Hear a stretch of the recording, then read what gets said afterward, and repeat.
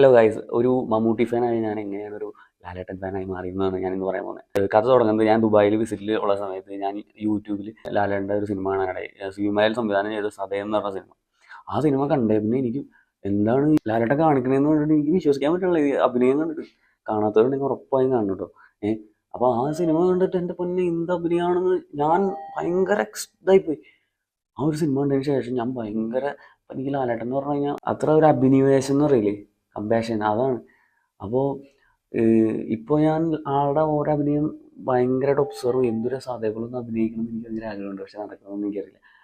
ലാലേട്ടനെ കാണണം എന്ന് എനിക്ക് ആഗ്രഹമുണ്ട്. മുന്നേ ഞാൻ കണ്ടിരുന്നു, അന്ന് ഞാൻ ഒന്നും മൈൻഡ് ചെയ്തില്ല. അന്നൊക്കെ മമ്മൂട്ടി ഫാനല്ലേ അന്ന്. പക്ഷേ ഇപ്പം എന്തൊരു രസമാണ് ലാലേട്ടൻ്റെ അഭിനയം. എൻ്റെ പൊന്നി, ലാലേട്ടൻ്റെ അഭിനയത്തിൻ്റെ പ്രത്യേകത എന്താണെന്ന് അറിയാം?